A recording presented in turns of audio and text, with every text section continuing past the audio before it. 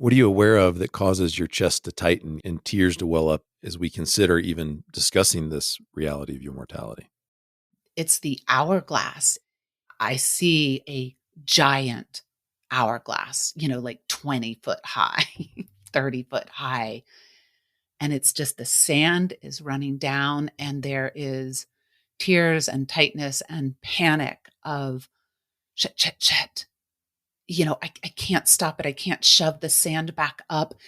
So it's not so much the death, I think, the ultimate death, but it is the shrinking time left. This is The Growth Moment with your coach, Amy Kay. Inspiration, ideas, and incredible insights for you to be more and do more. Get ready to grow today. I'm turning things upside down today. I brought in my coach, the great Andrew Petty, so that I can be the client for a change. This episode and the topic is not for the faint of heart. I am leaning hard into my emotional courage to take on the task of facing my mortality. I've been semi-obsessing about mortality the past few years, and it's freaking me out. Instead of motivating me and creating a carpe diem, seize the day kind of mindset, it's shutting me down. I've decided enough is enough, and it's high time to deal with it. So here I am, authentic, no holding back, diving into my own growth moment. Where are you with mortality? Do you think about it? Is it way off in the distance so you don't really have to deal? What's your perspective? Is it an energizing force or more like fear-induced paralysis? Let this session be about your relationship with the inevitability of death. If this episode is about me and you facing and embracing our mortality, what do you want out of the coaching? What would be invaluable to walk away with at the end of the episode? We are in good hands with Andrew. He is an all-around powerful coach, but Andrew has a special expertise and focus on mortality. On his phenomenal podcast called Andrew Petty is Dying, he interviews guests and provides thought-provoking solo episodes on the great power of owning that we all are dying, but we aren't dead yet. So get after it and go live today.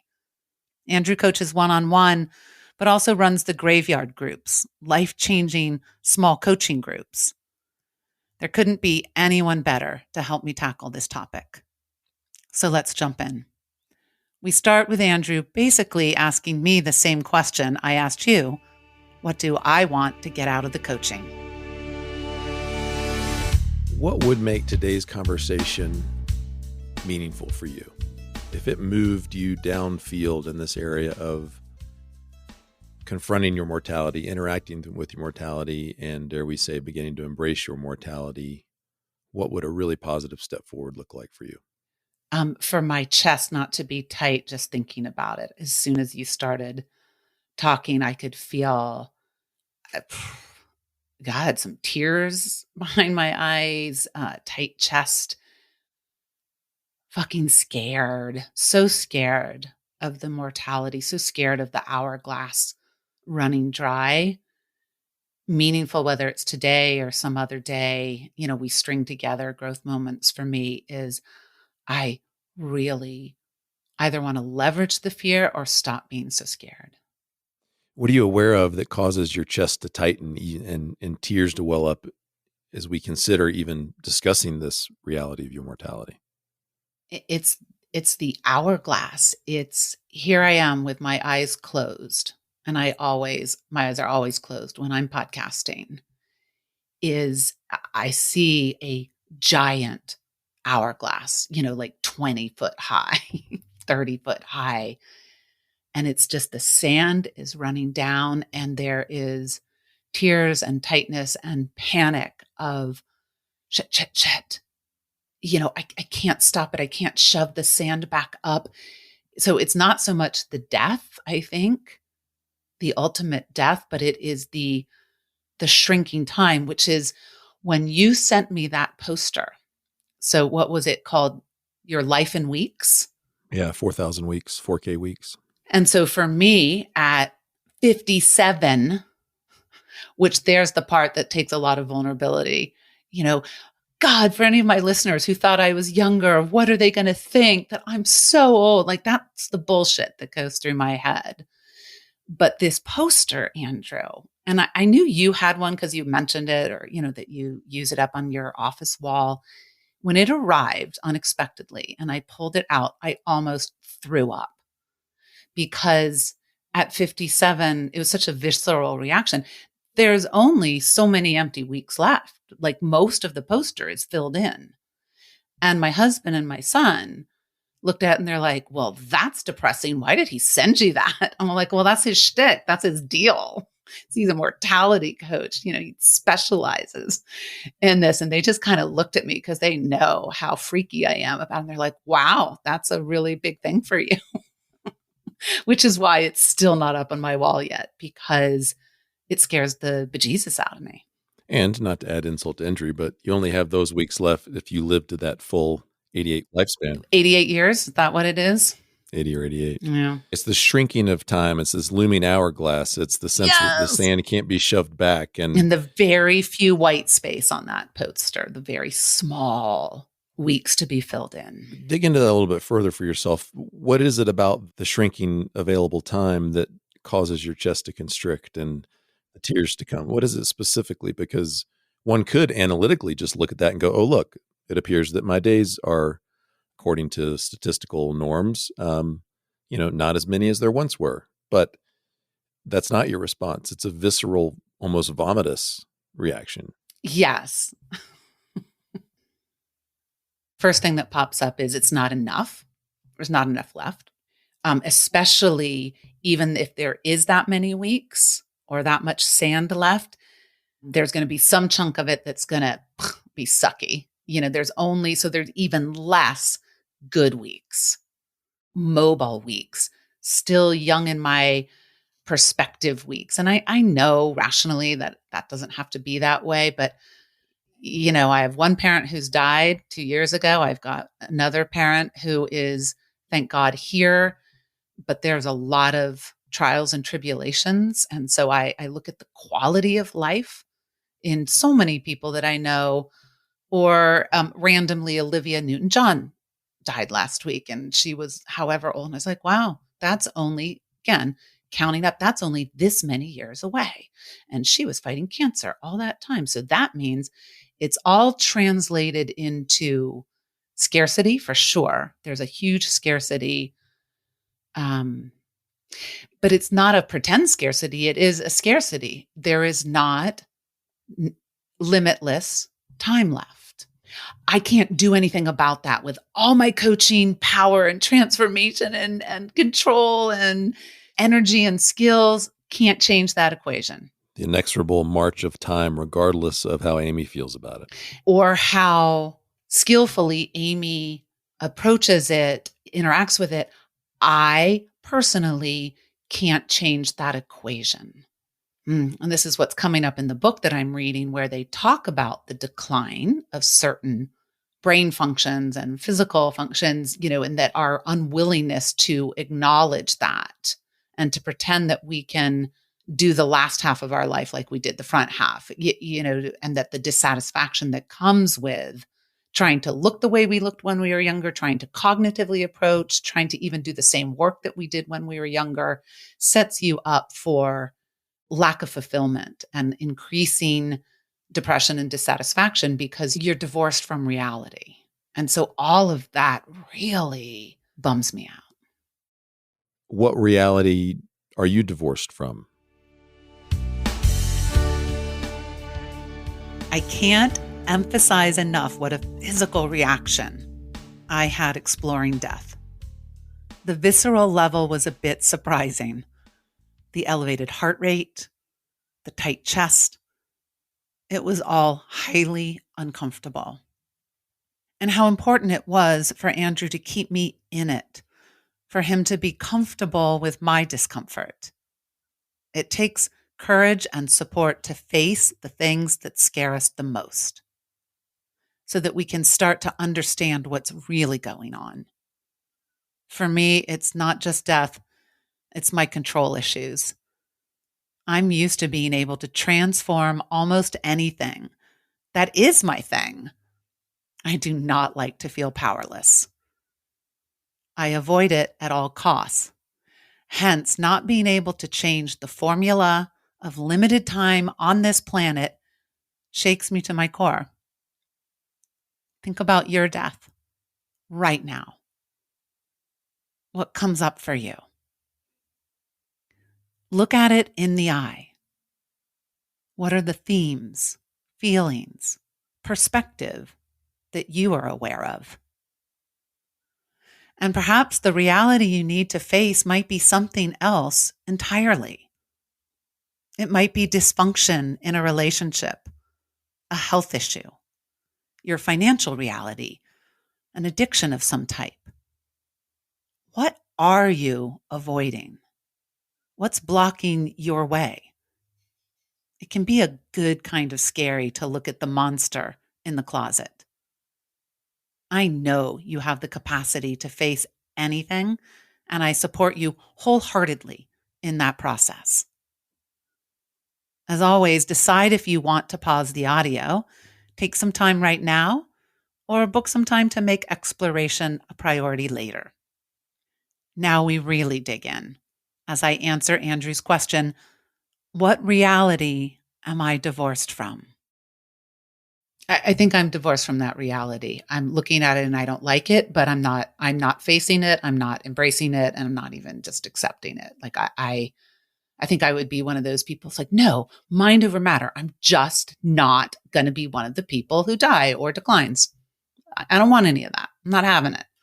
That's what comes up is I'm unwilling to be in that reality.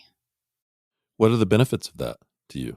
That unwillingness of not being in it, of being unwilling. Mm-hmm. What does it do for you? Kicks it down the road for sure. Don't have, Mm-hmm. That's for another day, except for today's the day. So definitely kicking it down the road. It benefits me because then I can stick it in a closet and not have to feel bad and not have to, not in a way I can just keep on living the way that I'm living.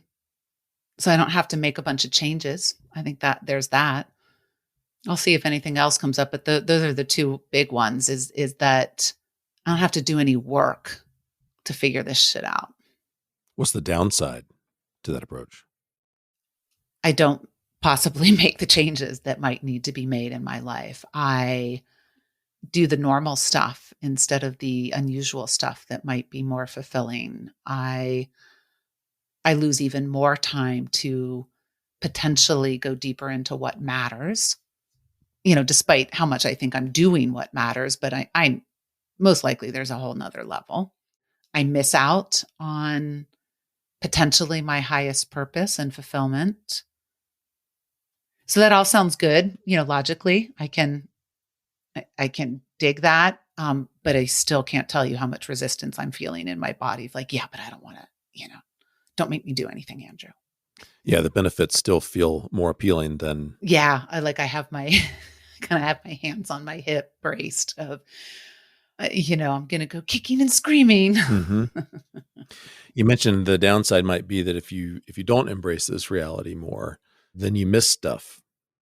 What are you aware of inside of yourself right now? And that can be physically, that can be emotionally, it can be a thought that maybe hasn't been articulated before, or just that you'd like to acknowledge as we go along this journey of this discussion and this exploration of mortality together. One thought that pops up is, I think I am being courageous in this moment, in this growth moment, if you will, because I am talking about it with you. I'm not skirting around the edges. I'm right in the thick of it. So that pops up. And it also pops up that, yeah, this isn't a one and done. Mm-hmm. No problem. Got it all figured out. Check it off my list. I embrace my mortality. Good to go. Like this is probably the work of the rest of my life. Hmm. So that's kind of a cool thought. The fact that it is just part of my growth process as opposed potentially something to be solved or, taken care of as opposed to, I like that idea that creates a little bit more space of this is something I'm going to wrestle with, explore for the rest of my life, whatever that is. Yeah, if we nailed it today, then we would have done something that humans have failed to do for millennia upon millennia, right? Mm-hmm. You mentioned in an email to me as we were preparing for this conversation that it was going to be your mortality moment. As you were considering this conversation, what did you envision might be possible? That Amy would emerge, ... Notice the powerful coaching questions that Andrew posed. What are the benefits of being divorced from reality? How is it serving you? What are the downsides? This is the process of picking it all apart. You have to truly think and feel. It's not easy. It's not like the clouds immediately part. I needed all of Andrew's patience and curiosity and the baseline coaching trust that I have the answers. It's not the coach's job to tell you what to think, just to support your process. When we choose to face something, sit with it, and explore, this is where the possibilities start to open up from within. What are you noticing? What is resonating or making you nod your head in agreement or interest? How has avoiding reality served you, whether it is mortality or something else? How has it hurt you? I ask you to be patient and curious, to trust that you absolutely have answers and possibilities within you. Now, for the last part of my exploration, Andrew just asked me what I originally thought might emerge from our coaching. I don't know that I had any emergence scenarios in my febrile brain. I think it was more this compelling feeling where it did feel, between you and sending me the poster and some different books and all my awareness of all the different people dying. It just felt so like this is so up. This is so up in my energy and in my space that I guess, what I was hoping for is that you were going to pin me down long enough to not skate away from it. Consider yourself pinned, unable to escape. I mean, I think that alone, creating the space for me to go, you have Andrew Petty is dying, Amy Kay is dying. Check it out. Like just to say those words. I've never said those words in that way. And what's the second half when you always say it on the podcast? Well, the line is, you are going to die, but you're not dead yet. Yeah. And then what's the other part? So get after it or? Yeah, so get after it. At the beginning, I say, I'm dying, and so are you. That. Are we living? Yeah. So I definitely, in my body, I don't feel the tears right now. I don't feel the tightness. What do you feel? Whew. There's an absence of those things in the same way. What do you feel? Yeah. I'm feeling like I really need to let out my breath. Mm-hmm. I feel more willingness to be in this space, to not figure anything out, but just being willing. So like not an embracing, but a facing, a being with the fact that I'm dying. Because I think I've just gotten fixated that I'm going to die and not getting to the, and I'm still living. Deer in the headlights. Yes. Yes. Yes. Yes. Yes. Exactly that. Paralysis. What's a metaphor you like better? If Amy were, having initially begun to face your mortality, which that in and of itself is a huge step. And so I want to acknowledge that, just as you mentioned earlier, the courage and willingness to begin this conversation for yourself and begin this turning toward something that we, on the Yeah, here's deepest what levels, go ahead. the visual that came as you were saying was being in the river, maybe rapids, maybe not, but heading towards a waterfall. But instead of going, oh shit, I'm gonna die on that waterfall, more like and it's, eventually I'm gonna get to that waterfall and I'm gonna go over and I don't know what happens after. And I do not, unfortunately have yep, there's an afterlife. I'm gonna go see so and so, or I'm gonna see God, or I got maybe and maybe not. I'd like to think that there's a cool new adventure, but I can't take solace in that because it's not a certainty for me. But for a moment, I had a feeling that going over the waterfall would maybe be kind of exciting and okay, and not one of those bad dreams where, you're going off the cliff, and that there's like a little glimmer of a different perspective. And to your left and your right is the rest of humanity Mm. on this river flowing toward the waterfall. That just came to mind for me, is you're not alone on this river full of rapids and unexpected twists and turns toward an inevitable plunge down a waterfall. This is the common experience of humanity. But it's different, isn't it, when we consider our own departure from this existence as we know it? And if I could do it really well, and I get to keep my mental faculties, which are the ones I care about the most, it would be really cool to not try to be working hard and making tons of money right up until the waterfall, but to be almost podcasting, talking. All right, I'm about to go for the waterfall, people. Love you all. Signing off. Somehow like that, like right up, to keep reflecting on the growth process, reflecting on, and the dying being the biggest growth process of all. So I don't know, what's possible in that, but to continue to be Amy all the way through. That's getting dangerously close to inviting mortality in, Amy. Yeah, it is. That's a little more embracey for sure. And you're going to have to remind me some other week that I said all of this, or say, go listen to that episode, because this feels okay right now. And I'd like to be able to activate this perspective because I've never had this perspective before. I think it's probably true that in some sense, having pierced this veil of engaging the conversation and engaging your relationship with mortality, you can't go back. You can't unsee it, unsee and unknow what you've already, in this brief time of your own exploration, seen and known. So I think that's probably true. And I think that's good news, in that having summoned the will and the courage to do this on this occasion is perhaps will encourage that you won't have to summon afresh again in this way, because you've pushed off from the dock.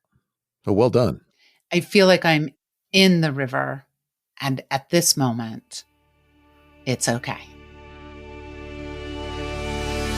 First, my enormous thank you to Andrew. I am grateful every day that you are my coach. The act of being pinned down, forced to face something, wrestle with it, was liberating. Instead of resisting, I ended up with a lean forward kind of energy. Open, curious, loose, and relieved. It definitely went beyond facing and got a hell of a lot closer to embracing. And here's what happened at the end of the session. I committed to mortality homework, like putting that 4,000 weeks poster up where I could see it, and to schedule specific mortality moments every month, whether reading, listening to Andrew's podcast, or talking to others about death. As I told Andrew earlier, I most likely will be working on this mortality growth process for the rest of my life. And since doing this episode, I did put up my poster. I look at it several times a day. There is a kind of crazy brain shift happening. You know the drawing where if you look at it one way, you see an old woman, but from another angle, you see a young girl? When I look at the poster lately, the weeks left look promising. More of a life invitation instead of a death countdown. And this whole thing is rippling into other aspects of my life. How I look at making money, prioritizing time with my family, being even more bold in claiming the clients I really want to work with, even who I want on the podcast before I go over the waterfall. My wish for you is that you will face and embrace whatever you are avoiding and find unimaginable growth as a result. Know that I am always here for you. You are part of my community, inside my circle. Even if we never coach directly, I am your coach and believe in all of your possibilities. I hope you check out Andrew's podcast, Andrew Petty is Dying, an invaluable full potential resource. And I'm here to partner with one-on-one private coaching, my coaching groups and workshops. thegrowthmoment.com has the latest details. And I would love for you to subscribe, follow on your favorite podcast app. Now get out there and grow today.